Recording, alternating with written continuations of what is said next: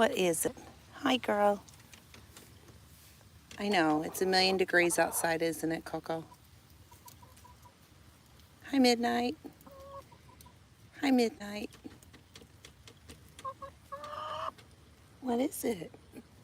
I know my voice sounds bad. I know. I know. Well, we're just out hanging out with the girls for a few minutes. It's really hot this last day of summer. Aren't you? You're just hot. You're walking around with your wings open. And we were getting some chores done and just filled up their water. So I'm just sitting down with the girls. Hi, Mom. How are you? I don't know how long I'll be on just because my voice. I'm getting there with the sounds of it. But I'm hanging out with the girls. It's really hot today. That's why her little wings are out. Hello, Lynn's Life Lessons. Welcome. Welcome. Just hanging out with the girls. I just finished filling up their waters and checking on their feed, and they're good to go. We have officially started molting season. Hi, Andrea. So we have, I don't know if anybody else has chickens in the chat, but my girls have officially started molting season. You can see the feathers everywhere. I always say molting season means that fall is right around the corner and we'll take the cooler temperatures, right, sweet girl? You are hot. There's some cold water over there, sweetheart. I just filled up the waters. Let's see. So Mom says it's 80 degrees, last warm day, then cool air comes. That's right. Well, hello, Suburban Homesteader. Hey, how are you? How are you? I'm just hanging out with the girls. I don't know how long I'll be on just because I just got my voice somewhat back. It's not fully, but I have been down and out for, excuse me, it seems like forever. And so I'm on the mends and getting my voice back, but it's taking longer than what I want, and I still have a lingering cough, unfortunately. Hopefully that'll go away soon. Oh, it looks like that's kind of dangerous. Yeah, we're gonna have to fix that. There's a screw hanging out. We'll have to deal with that here in a minute. Yeah, so we're just out. Let's see here, 90 degrees down in Texas, southeast Texas. Wow. Yeah, it's 90 here, I think. It's at least 90 because the coop, I just opened it up and aired it out, put fans in there to get them going. I'm a little bit late today. And we have a thermometer inside of it, and it reached 95 degrees. So I was down or cooling down in the coop for the girls. We don't have electricity to the coop because the chickens don't live on my property. They live on my neighbor's property, so we use battery run things. We have tools. My husband and I are woodworkers, and so so we just use the batteries for the tools, and the girls will get it to run the fans, and then they'll get it to run the waters in the winter time. Oh, you're waiting at the dentist. Cleaning day. Oh boy. Well, good luck with that one. Hopefully you get a good report. That's always what we want to hear is good reports at the dentist. And Texas has been so hot. Yeah, I hear you on that one. It's hot here today. But they say it's supposed to cool down for us starting tomorrow. And I am looking forward to that. I'm ready for sweater weather, I can't do it right now, but I was in my head, sweater weather. See here, do I have any tinctures of marshmallow and echinacea? Put drops under your tongue. Oh, I wish I had known that. Marshmallows or echinacea? I was telling my husband, I found an herbalist, and I've been kind of watching him, and I was telling him that I need to get a book because there are some herbs that I just have done for years and years and years, and tinctures is honestly something I'm not familiar with, but I would love to learn more about. I hear nothing but good things. I do herbs in general.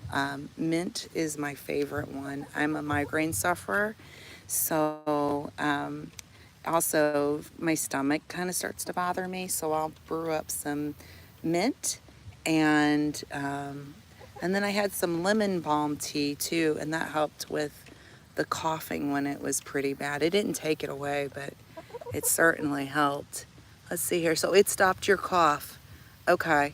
Hey, Life with Belinda and Chuck, welcome. Um, okay, I'm gonna have to make a note of that because we are looking at our first aid kit and our medicines, and I need to get some of that then. Get some echinacea and some marshmallow tinctures going. Do you grow your own echinacea and marshmallow? I'm just kind of curious. I'm gonna be expanding next year in general, just with the herbs and stuff. And I know that there are a few things that I grew this year that for sure I need more of. I grow the girls catnip. In fact, their catnip patch is just down there. And the girls like to eat catnip. I know it's supposed to be good for chickens. Let's see. Oops. So you do grow it. Okay. Where did you get your, if you don't mind me asking, and you don't have to give like specifics if it's a local thing, but where did you get your marshmallow from? Is it seeds that you ordered online? Did you go to a store and buy a start? If you don't mind me asking, because I just don't know where to look, to be honest. I'm being transparent. Let's see here. So, oh, hey, how are you, Bland's Promise Ranch? How are you? Oh my gosh, you guys, they put out a video today for their Last Chance cook-off. And you talk about like having to hold back the tears. I don't want to give too much away. If you guys, you don't cry over Last Chance cook-offs. Come on now. But I did. That it was so personal, and I was really rooting them on. But it has a good ending. So if you've not seen it, go over and check it out. I'm part of the Last Chance cook-off. And I thought that was such a sweet and personal video that you dropped today. I can't remember, hopefully I commented. I'm trying to make sure I stay on top of the commenting. I watch it on my TV, true story. I watch everybody on my TV. I have a separate account other than Grace and Fire.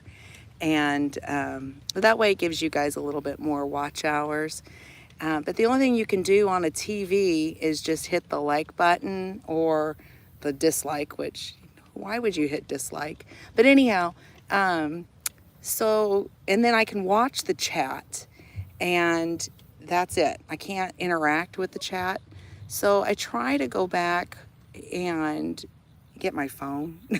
But usually I'm drinking a cup of coffee and watching as many channels as I can first thing in the morning. That's how I do everybody's channels.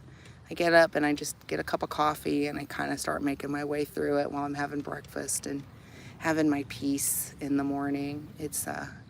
I do it with everybody in general, except for my mother. Whenever she drops hers, and then I'm usually modding. But oh, okay. So back up. I need to go back through here. I know I missed some comments. Okay, I used to make echinacea lemon cough drops when I lived in Kansas and could pick it wild. Oh, yes. I bet that was so good. You ordered seeds for marshmallow and got echinacea plant locally. Okay. Yeah, you do that sometimes and then you forget to put it on the computer and comment. Yeah. I try to. I'm like that. I'll tell you, I feel like a stalker sometimes. Like I'm just stalking your channels. Just not commenting. I'm just stalking. I'll just watch the whole thing through, and that's just how that goes. Yeah, oh yes. Oh my gosh, I've been so hungry. There have been so many good recipes dropped lately. Um, and mother, um, I need some meatloaf. Like, can you like hurry up and get your butt down here? Because I would love to have some of that meatloaf that you made, you and Dave. If you guys don't know, the official Ann Lynn show and Dave's Gaming Cave did a like a partnership, I guess. And yes, daughter, that's right. Get it, mother. Um, so anyhow, they grilled meatloaf. Well, smoked it, and you guys, my mother has been holding out on me, and I'm gonna pick on her for that because I didn't grow up with meatloaf in. Thank you, collab. I didn't grow up with meatloaf on the grill, and I'm gonna call you out on that one. That looked so good. You've been holding out. You waited for all your kids to grow up and then become grandparents themselves, and then you make meatloaf on the grill. Yeah, that's not right. That's not right.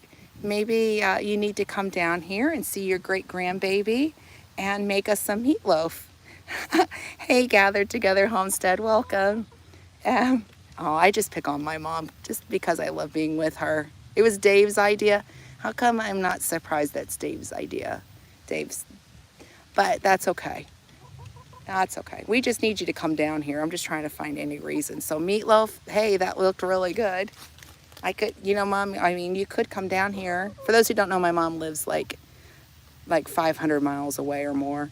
But anyhow, you could come get some fresh eggs. You know, I've got chickens. No, I have an awesome mom and I miss her, so I do pick on her, you guys. But that's just because I love her. Right, Gracie? There goes Miss Gracie. Yes, yes. So, anyhow, these girls seem to be doing good. Like I said, molting season has begun, which means fall is around the corner. That's how I always determine when fall is going to start. Um, these are Minnie's feathers, and then these are chicken tenders feathers.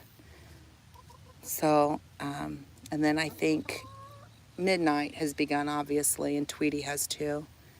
So we've just switched their food over. I guess they're going in to the little run. They're probably up underneath of their coop hanging out. Here, we'll go take a peek. I'm just sitting in the big run. For those who don't know, we have two runs. So we built the original run, which is the smaller one right through here. And then because my chickens don't live on my property, my neighbor came down and she goes, Glenda, that run is too small. And she had I'm gonna go sit down now. She had some fencing in her barn. Are you coming out now? Hi, Coco.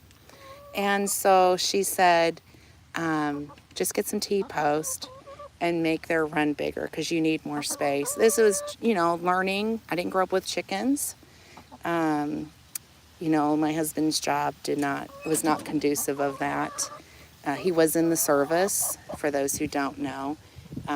So, I mean, I've lived around the world literally, and we traveled with a dog back to the United States. We had a dog that we got in England, and we traveled with her, but you can't do it with chickens so well. I mean, it doesn't go down very well. And then in military housing, you can't have chickens either on base. So I didn't get chickens until 2 years ago. And then in my city, they're banned. I don't agree with the city ordinances, but these girls are actually 15 feet off of my house. Well, come on. Come on, Coco. And so when you stand and you look at my house, it looks like they're actually on my property, but they're not. They're on my neighbor's property. And the city knows about it, and the city can't do anything about it. So, and I disagree with the ordinances vehemently. Honestly, every ordinance there is in regards to dogs and cats and just your normal animals can be applied to taking care of chickens, like keeping them contained, um, making sure that they have clean food and water, that things don't get stinky. I mean, I don't know. There's just so much silliness to it. And I've been talking to a city councilman. He's not mine. He is just somebody I know. So I've talked to him several times about chickens and really trying to give a positive vibe to it because honestly, I think they're great. You know, backyard chickens, um, I don't know. It's just silly, I think, to ban them. Yeah, I mean, they give you fresh eggs. If the cost of eggs have gone up. Of course, the cost of feed has gone up. So if you're buying them, locally, and your prices have gone up, I'm just going to be very blunt here. I don't sell my eggs, but the price of feed has gone up quite a bit. And so um, they're not as cheap as you think to keep them, but you know the quality that you're getting, and you also know that your birds are getting sunshine and exercise. You have 40 chickens. That's awesome. That's awesome. The taste is better. I don't ever say my girls are free range just because we live so close to the city. I can't let them run loose. $4. Wow, that's a great price. Wow. Um, I've seen a lot higher than $4, so whoever's buying them from you is getting a good deal. That's awesome. Yep, you love fresh eggs. I know, Mom. I know. Honestly, I mean, they are so rewarding. Have I tried fermenting my feed? It stretches the feed out a lot. Yes. Yep, I sure do. I ferment them from time to time. Usually I ferment it when I'm getting ready to deworm them with diatomaceous earth. And then I'll add in some sea kelp to it and some flaxseed into their feed to help boost the omegas. And yeah, we absolutely love fermented foods for these chickens. And honestly, I mean, this is just my flock. I can't speak for anybody else's flock, but we have feed like down in there, and they'll eat it. That's fine. But when I bring out the fermented feed in the tin pan, because we use tin pans, the girls come running and they sit and they eat that up, and they won't touch their grandpa's feeders. I have two of these. They won't touch them. I've noticed that they prefer the fermented feeds. I'm not sure if that's anybody else's experience with their chickens, or if I just have some like, I don't know, some bougie chickens or something. I laugh about it. They're the city slickers. But it's also really good for their guts too. I had a talk with a vet last fall. Miss Minnie is right there. She's going in. She's the white one. I had to take her to the vet last year. And I know for those who have farms, she probably would have just gone to freezer camp, but we find value in our chickens in different ways. So anyhow, I had a conversation about fermenting, and the doctor was actually on board for that. He was a believer in it. And then there is controversy around diatomaceous earth in chickens if you've not ever looked into that. So I boldly asked, I said, so tell me, being a new chicken keeper, is diatomaceous earth really good as he said it, everybody says. And, oh, no problem. Thanks for stopping in. Okay, yep, they do.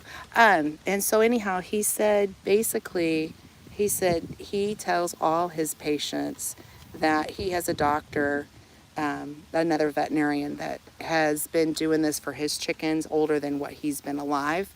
And he said when they do their stool sample checks, they find that the worm overloads or in their bodies is very low or none. And they had checked Minnie's stool and she didn't have any, and that's what I've been giving her is diatomaceous earth. So he said do it when you're doing the fermented feed. He said just stick it up on top, sprinkle it, and then let them eat it in there. And so, you know what, if it was vet approved, I'm going for it. But I will tell you that there are people who are anti-diatomaceous earth, and I've ran into them. And I'm not, You know, everybody does something different. I'm not going to sit and tell you what to do with your flock of chickens unless you've asked for advice. But yeah, there's the anti-DE people out there. So I'm not a chicken expert, but boy, I just laid it out on that vet last year. It was probably the best money I've ever spent. Was just sitting there going, okay, I want to know everything. And this is before I had a YouTube channel. I was very much not against a YouTube channel. It took a while for me to get convinced. We mix it with our feed so they get a little each time they eat. You know, that is fantastic. And then that way it's proportion. So good. So good. I've learned that one, and then I really like Lisa Steele's. It is pricey, but I mean, when you see the little scoop, I mean, it's real teeny tiny, but I really like to add the seaweed, and I like to add the flaxseed. We have, well, I'll just say it. My husband had a traumatic brain injury while serving our country, and so because of that brain injury, omega-3s are really, really good. And that's with every medical professional that we have had conversations with. So anytime I can add more omega-3s, flaxseed, whatever to their diet, the better it is for my husband, which is part of the reason that my neighbor allowed us to have chickens, because she really supports my husband, and it's so refreshing to find people who are kind to him. So, because a brain injury is not something I wish on anybody, I can say that as a caregiver, but I'm very thankful he's alive and he's here. And, you know, I hope that if in my channel, that if there's anybody that is a caregiver or thinking that they might be and they need help, military or veteran wise, reach out, because there is help and you're not alone. Because this road is very, I don't know how to describe it as a caregiver. I don't wish it on anybody. It's not my dream. I didn't wake up one day and say, I'm going to be a caregiver one day. But here I am. And kind of going back into the chickens, Miss Minnie over there, which you're looking straight at, she is the one that had a brain injury herself last year, which is why I took her to the vet. We find, like I said, we find value in our animals differently than a lot of people.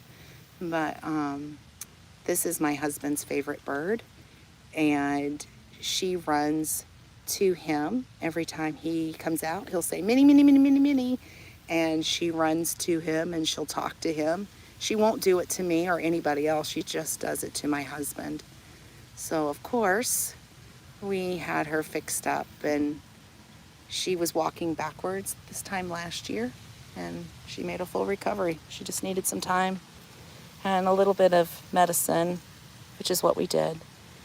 She is loving her life over there. Look at Gracie. That's the one that's laying down. She's always in broody jail. If you guys are ever on Instagram, I usually feature this one because she is always in broody jail. She's not right now, but I didn't know what broody meant until I got these girls, and 5 of my 9 girls are broody all the time. You're looking at 3 of the offenders right there. So, but no roosters. So, okay, we mix them with our feed so they get a little, that was the last one. Okay, I wanted to make sure I was caught up on that. So, anyhow, but these girls are doing just fine. They're just a lot of fun to hang out with. And I keep telling my neighbor, pinch me, because I can't believe I still have chickens. And so he does. He'll reach up and he'll pinch my arm. Like, ouch, that hurt. And he's like, yeah, just like you have chickens. And we're so glad you have them, is what he always says.